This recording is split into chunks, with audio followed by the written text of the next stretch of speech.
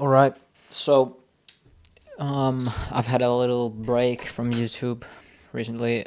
Uh, just didn't feel like posting, and we have had a little bit too much volatility in the market, so I have been a little bit more conscious of the setups that I've been trying to execute. So, but I could have easily made some market reviews at least, but you know, I will go through yesterday's price action today, and it's 7:23 a.m. So market is not yet open.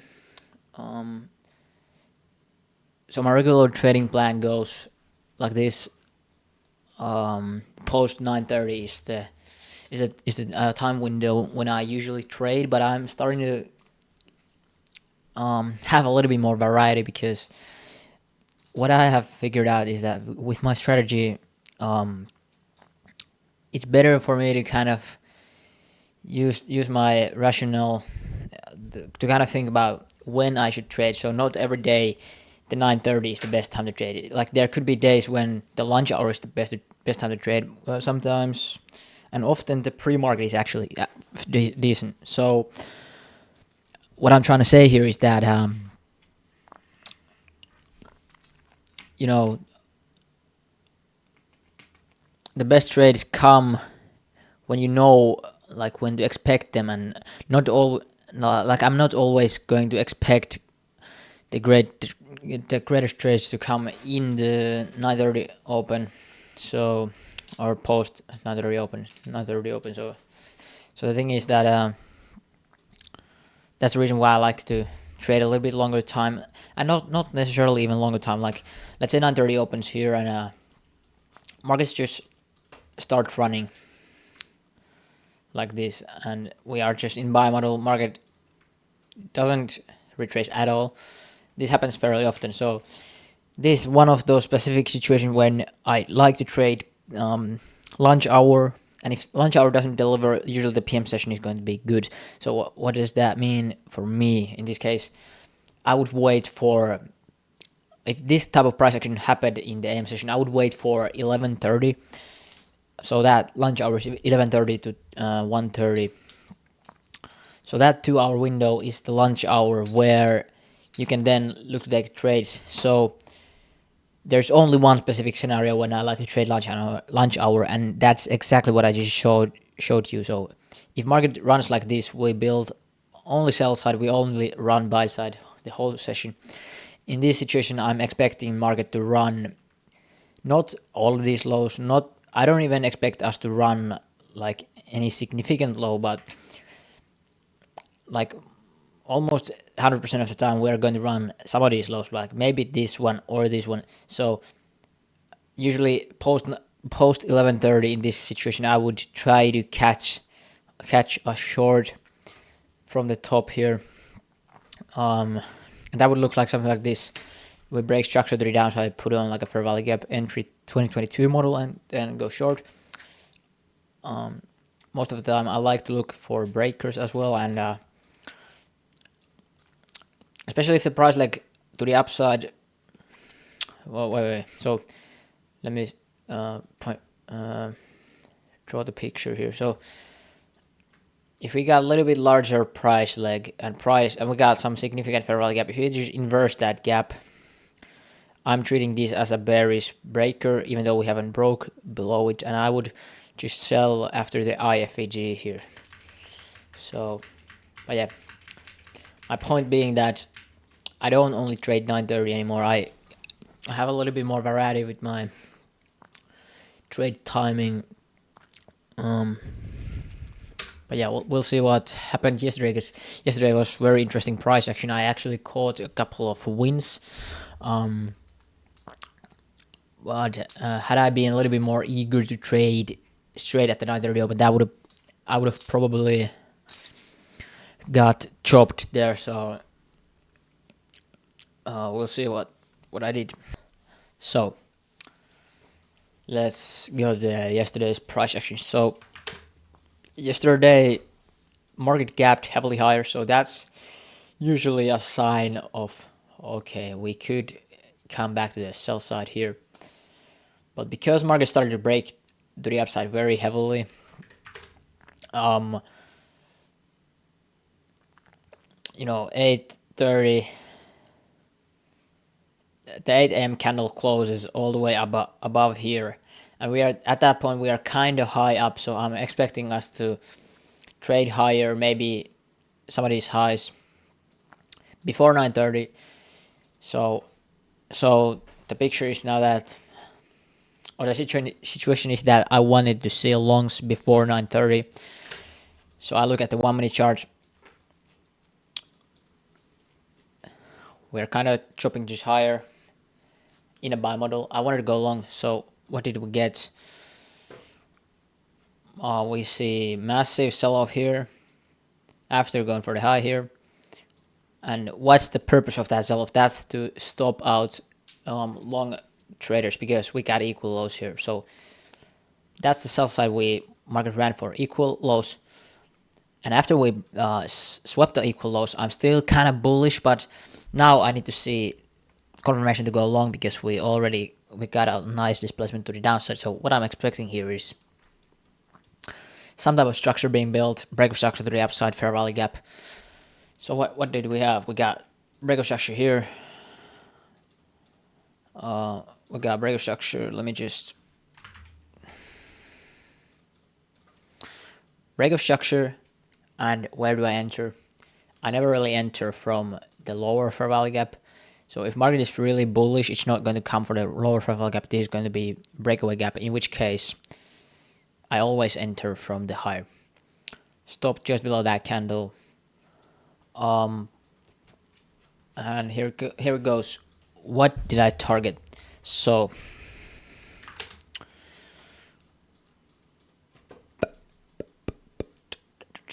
we got wait, these highs and this high here. So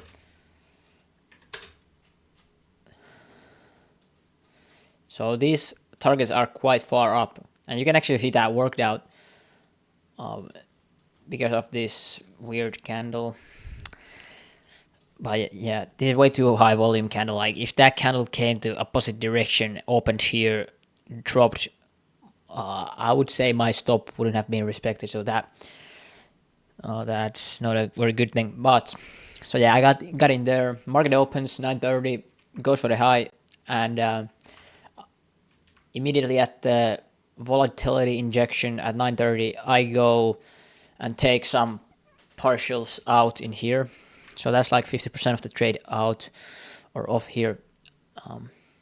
Mainly just understanding the fact that 9:30 open could give up a little bit of manipulation. If it doesn't want to continue running, it could just drop.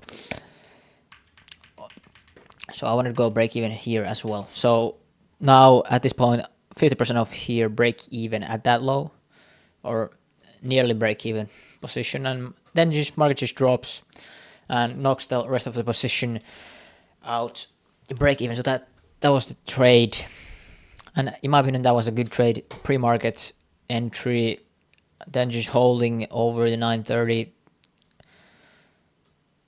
and that's that TP here was 1.6 R, so that's not the best, but it's not the worst either. Like it's good first TP, I would say. So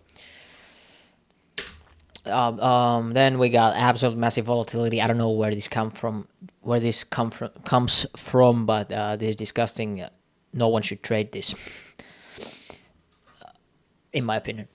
And then we ran higher, put on data candle, sell side and buy side both being built here.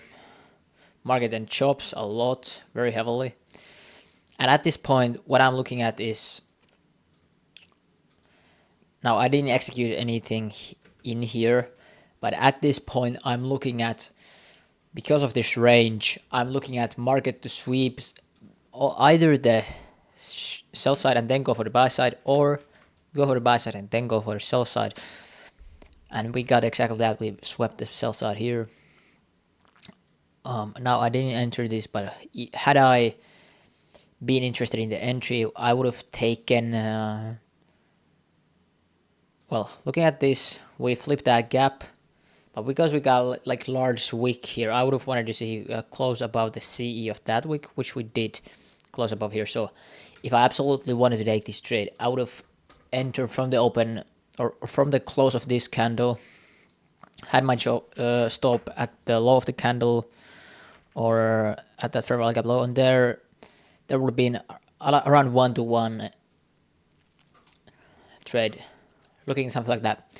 So if I was interested in taking that trade, that wasn't actually a horrible trade, and if you took that, that's actually a decent trade in my opinion. So we sweep the high, and now I need to reassess my bias because market had swept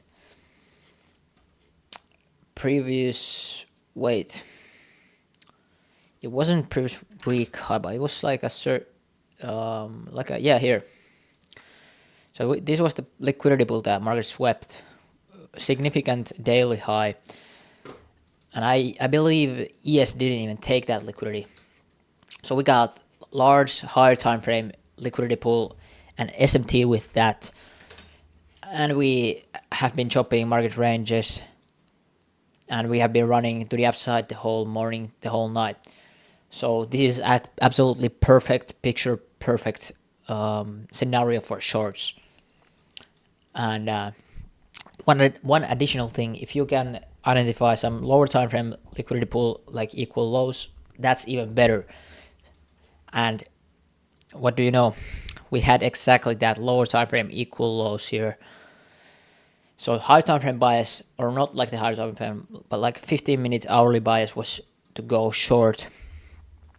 And my idea also with the 1 minute chart looking at this is market maker sell model towards these lows. So what do?